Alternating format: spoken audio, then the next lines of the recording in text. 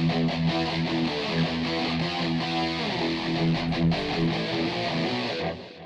guys, Roman Reaper here, just back with a quick little review. So I just got done watching a brand new Netflix original film called I Used to Be Famous. You more likely haven't heard of this. It's a kind of under the radar sort of film. It's an independently made British film. Obviously Netflix just picked up release rights. The film follows Vince, a former boy band member who 20 years later is struggling to even get pub gigs until one day he stumbles upon a chance encounter with a young drummer named Stevie who's on the autistic spectrum, and on an impromptu jamming session discovers that Stevie has a real talent, and they they partner up and bond over their shared connection to music. So, right off the bat, this film, touches on every single cliche you'd expect to see in this type of film. But honestly, it is so infectiously feel good and joyful. Honestly, it is such a innocent, good natured film.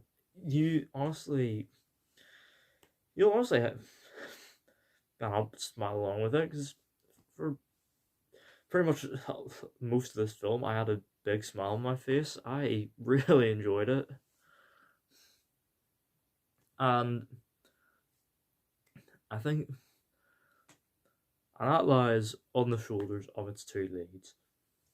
Ed Skrein is really, really good as Vince, a sort of down on his luck, struggling musician trying to maintain his relevance, who, you know, occasionally reminisces about his old boy band days, as seen in one flashback, quite a crucial scene later on in the film, and also about the days he spent with his dead brother.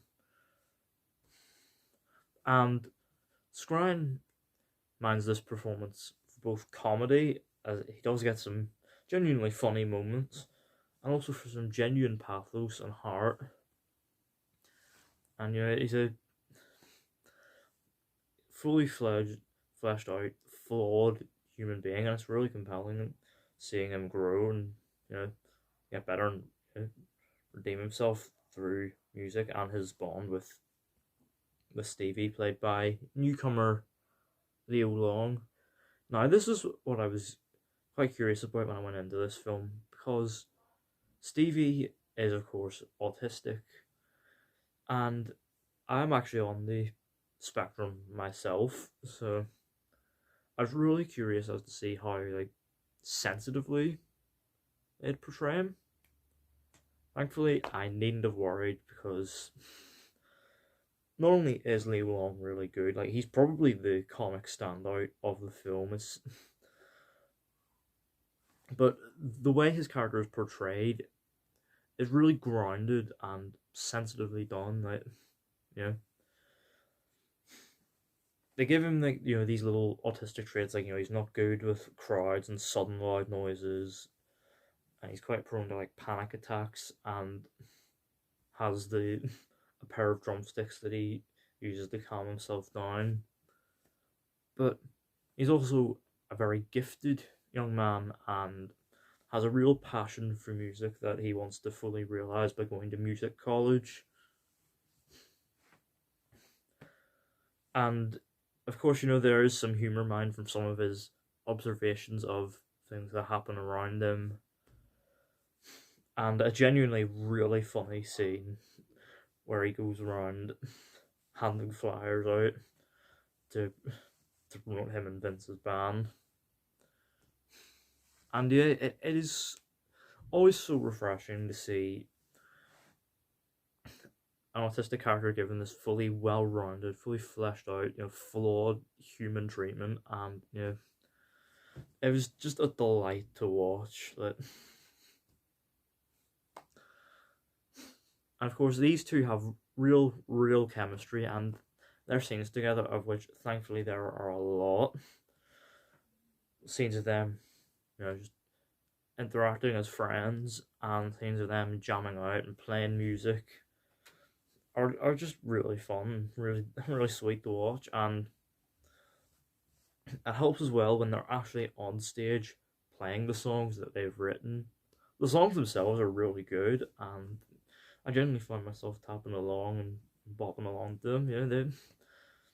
They are really good, fun little songs there.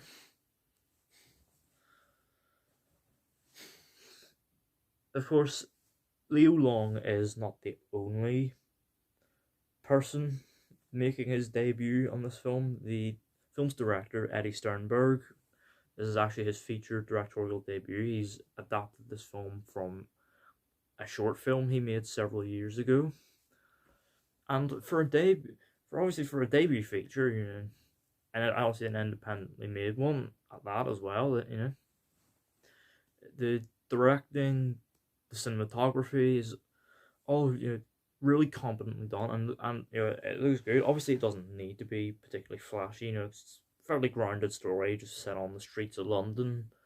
But there are scenes like on stage with like LED lights in the background, and like at one point they're performing a pub gig, and the whole place is lit up like purple, and this is all captured wonderfully. Obviously, there are also greys as well to capture the more like grey, because London is not the nicest place. Obviously, there are nice areas in London, but there's more like like on the streets of London, so it's fairly grounded, kind of.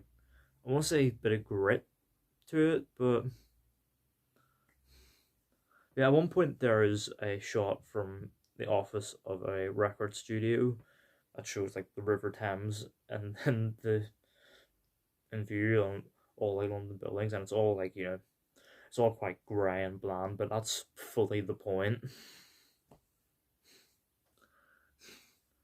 Obviously, it's not all perfect. As I said, every cliche is touched on, though it did go in a few directions regarding Vince and Stevie's relationship that I wasn't expecting, and of course it paid off wonderfully with a delightful ending that just left me the biggest smile on my face at the end of the film. So I will say, there's a sort of subplot involving one of Vince's former bandmates, Austin, who's become like a hugely successful musician and is planning a farewell tour. That plot feels sort of half-baked and underdeveloped in comparison to how fully realised and fleshed out and well-rounded Vince and Stevie's stuff is. But Austin's career choices aren't really the focus of the film, and I did like they sprinkle in little breadcrumbs as to little hints as to what their relationship actually in the boy band was like. But yeah, overall, I highly recommend you check out I Used to Be Famous on Netflix. Don't let this slip through the algorithm. Every once in a while, in among all the blockbusters and terrible straight-to-DVD quality stuff Netflix puts out, a little gem like this will sneak right through. Definitely watch it. And maybe, just maybe, we'll get more stuff like this. And overall, I am going to give I Used to Be Famous an 8 out of 10. So yeah, let me know down in the comments. Have you seen the film? What did you think of it? What did you think of the autistic representation? If that applies to you, let me know down in the comments. And if you've seen the short film that this is based on, what do you think? Let me know all that down in the comments. Don't forget the thumbs up button if you enjoyed. Don't forget the subscribe button if you're new. And don't forget to turn on post notifications so you don't miss an upload.